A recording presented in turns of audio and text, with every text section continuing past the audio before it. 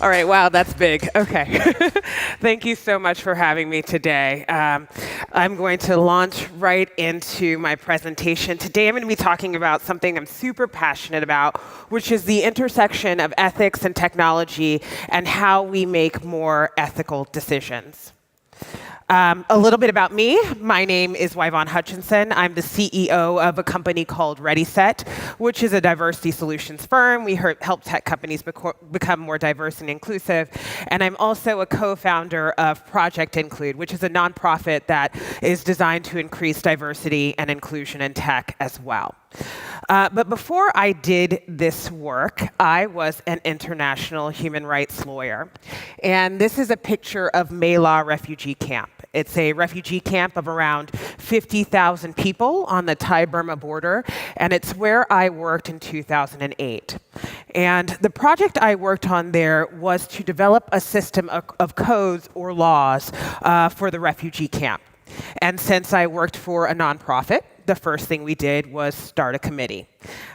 We started a committee because we wanted to reflect the diverse perspectives that were inside of the camp. It should be said that Burma is one of the most ethnically diverse countries on the planet, and so we wanted that to be reflected in the group that we assembled. And within these ethnic groups, there were also other different groups, right? Women, youth, religious leaders who also needed to be represented. And we spent our days in dark, hot huts debating philosophy, ethics, what was right and what was wrong.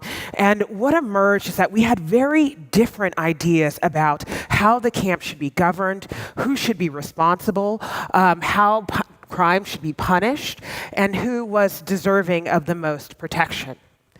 In a sense, we were developing a system, right? A system of governance, a system of protection, a system of security.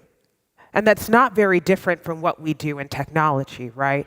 We develop systems, transportation systems, social systems, communication systems. And we often don't have the luxury to sit around in a hut and debate ethics all day. And we're often asked to make tiny little ethical decisions all the time. Lately, technology has come under a lot of fire for both the ethical decisions it makes and diversity and inclusion within the industry. Now, a lot of people see these as separate issues, right? And if they think about them together, they think about diversity and inclusion as an ethical issue. But more and more, we're also seeing that diverse and inclusive teams are more likely to make ethical decisions. I want to share a story with you. This is the Space Shuttle Challenger. In 1986, the US Space Shuttle Challenger blew up 79 seconds after liftoff. I was about 5 at the time, so I'm revealing my age. And I watched it in school, as did a lot of school children, because there was a school teacher on board that flight. Obviously, because the explosion was so visible, the president at the time, Ronald Reagan, commissioned an investigation. And that investigation found a couple of things. The cause of the explosion was something called an O-ring. It was a tiny ring that divided up sections within the rocket. Now, the weather before the launch had been unseasonably cold, and the O-ring had become brittle and broke apart. And so gases leaked into the fuel tank, causing the explosion. That was the technical cause. But the investigative committee also found that a few contracting engineers at NASA predicted this would happen and tried to stop the launch before it started. And when they did, their views were dismissed, and they were even ridiculed. You see, NASA had what was called a highly path-dependent culture. They were very reliant on tradition, and they were not very tolerant of dissenting opinions. They also had a high tolerance for risk. They figured, well, anything can happen, and so we need to be flexible. And finally, they required a lot of proof to deviate from established practice. So those that wanted to be more conservative with risk had to prove beyond a reasonable doubt that something like this would happen. And obviously, those engineers failed right? And we now know that that culture is partially responsible for what happened on the rocket. One of the engineers is famous as saying, "God picked a loser." He was haunted by his inability to change NASA's mind for the rest of his life. Now we know, in reality, God did not pick a loser at NASA. What happened is there was a man who worked inside of an organization and a team that had a culture that did not want to hear his opinion. So how do we think about this ethical decision, right? NASA's ethical decision hinged on an O-ring, and as you can see, it's so tiny. I mean, how can an O-ring have such impact, right? It's 0.28 inches or 0.71 centimeters, right? That little piece of rubber-like material is responsible for the deaths of 7 people. That little piece of rubber material derailed the space program. That little piece of rubber material traumatized a nation full of school children, and it ruined lives, right? An O-ring, that's what I'm calling today, a very small thing that can have very large impact. And in tech, we have our O-rings too, right? The little decisions that can have broad, wide-ranging, unintended impact. And so how do we think about that? How do we recognize them when they pop up? And how do we hear those dissenting voices that express concern? Today, I'm going to talk about ethical decision-making, and I want to start by setting out a framework for you. I think of decision-making as consisting of 2 things: norms, the values that we have, and process, the way in which those values are incorporated into our decision-making. So let's first talk about norms. Norms are the things that we believe, right? And they can happen at the societal level. So in the US, an emphasis on individuality and freedom, right? And that can be local, regional, national.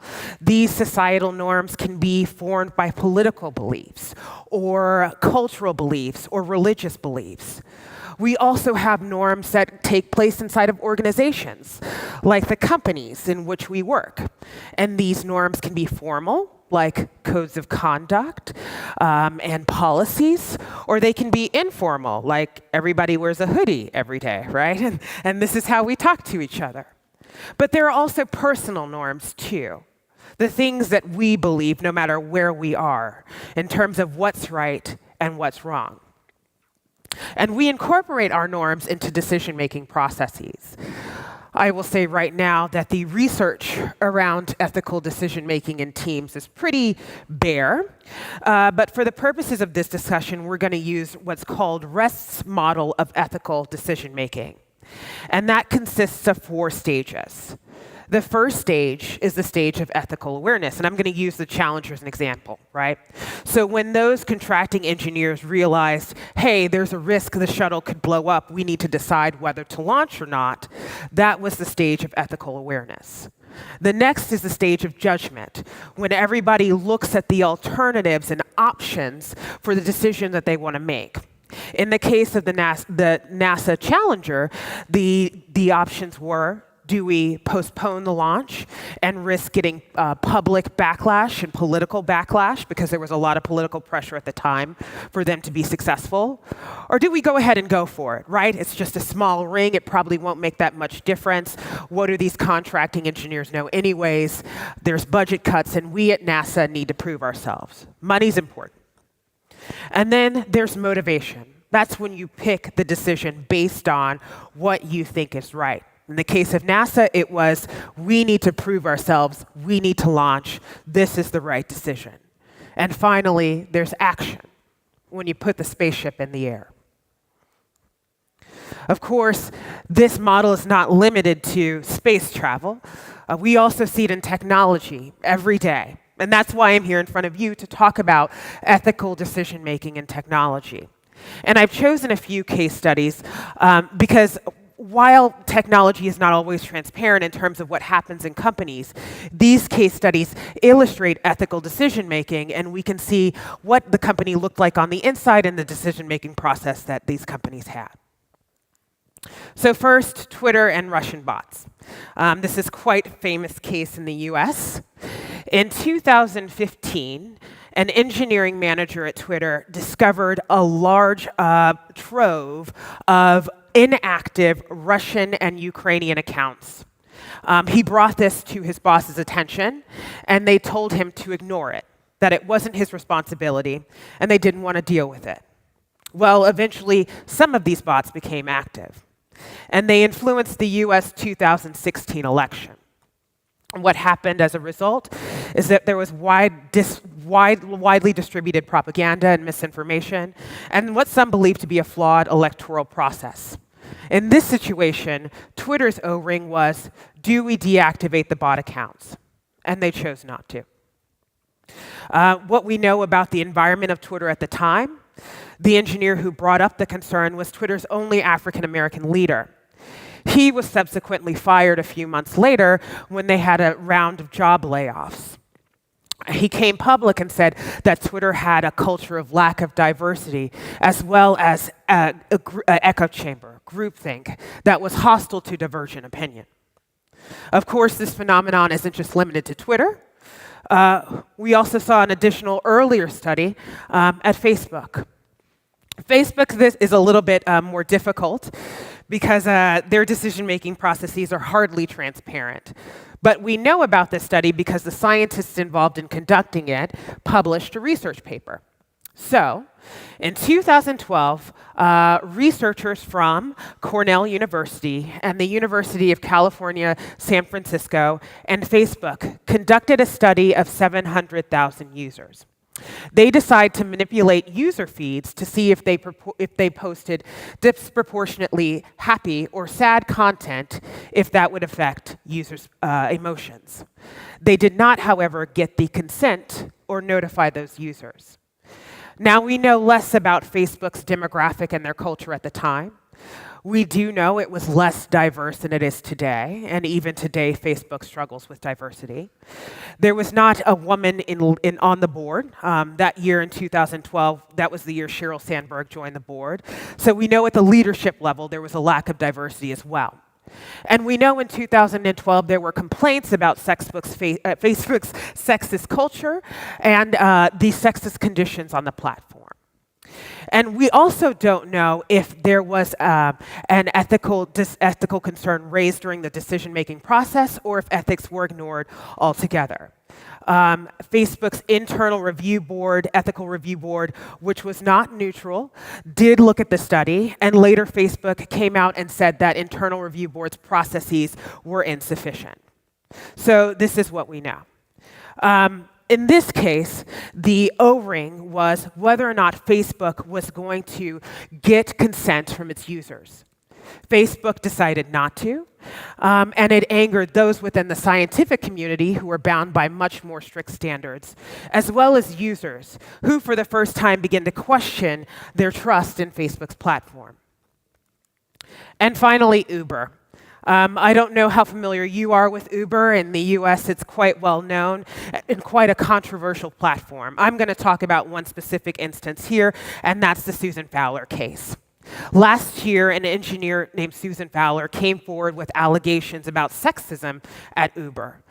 She detailed a lot of instances of sexism in her blog post, but I'm just going to highlight one specific area that she detailed, and that was the response to sexist allegations from the Human Resources Department in Uber.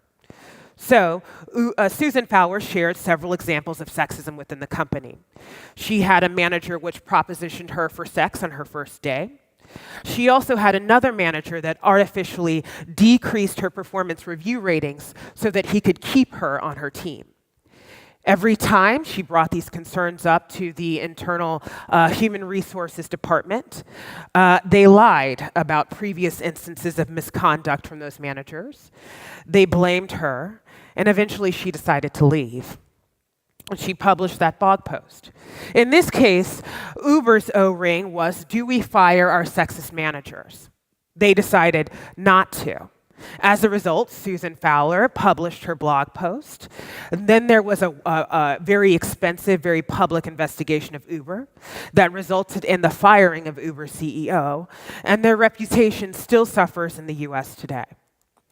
All of these cases have in common, someone brought up an ethical concern, and that ethical concern was either dismissed or ignored. So when we think what makes a company more likely to engage in ethical decision-making, I have a model to propose. I think it's three things. I think team diversity, an atmosphere of inclusion, and a foundation of values set companies up to make more ethical decisions at the team level. And so I'm going to go over these very quickly with you. First, diversity. We know from a myriad of studies that diverse teams tend to perform better over time, right? They have overall better decision-making capabilities, better business performance, increased creativity, and increased innovation. And we don't want to be too rosy about this. It can be harder to work on diverse teams. That's why they're more rare in the US, right? It can take people longer to come up with these decisions, and there can be more friction. However, overall, the outcome of diversity is good. We also have indications that diverse teams tend to make more ethical decisions. The University of Houston and Rice University published a study wherein they found that racially diverse teams made more ethical decisions, and the nature of those ethical decisions increased over time. But diversity is not the only thing you need, right? You can have a team as diverse as the world, right, and still not get inclusive decision making. We also need an atmosphere of inclusion. And just to sort of recap, when we think about where diversity falls in Rest's model of ethical decision-making, ethical awareness and judgment is where we see the most benefits from diversity, right? Where we can hear new ideas and get opinions on what is ethical and what is not. But over to inclusion. We also need to be able to hear those dissenting voices in the room, as we learned from NASA and as we learned from Twitter. Inclusive culture consists of leadership, selection systems, rules, and policies that determine the way a company operates. And within a company, you can have a diverse team that doesn't have an inclusive culture, right? A team that practices groupthink and conformity, or where the majority encourages convergence. What you want instead is a culture that encourages people to have alternative opinions, promotes discussion, has analysis, and requires people to justify the ethical decisions that they make. When we think about Rest's model of ethical decision-making, this is where the motivation or the intention kicks in, right? Together, this is when teams decide what is right and what is wrong. And finally, this all has to be supported by something, and that something, I argue, is values. Here we call them ethical filters. And values can come from a lot of places, and they're not necessarily ethical themselves, although I would recommend that they are for the purposes of this discussion, right? And your values can come from your policies, what's internal to the organizations, the guidelines you set, the law. We know that in Europe, legal law is much more robust in the US. Universal norms or beliefs, like the prohibition against murder or violence in the workplace. And yourself, what you believe is right and wrong. We need those values to guide our decisions. I'm going to share another case study with you briefly. And this is the study of the Space Shuttle Columbia. The Space Shuttle Columbia launched in 2003. And upon re-entry into the atmosphere, it also exploded, killing all 7 of the passengers on board. Again, there was an investigation into NASA. And again, they found that NASA's culture was also to blame. You see, in that case, too, engineers had raised concerns about the safety of the spaceship, and they had been dismissed and ignored.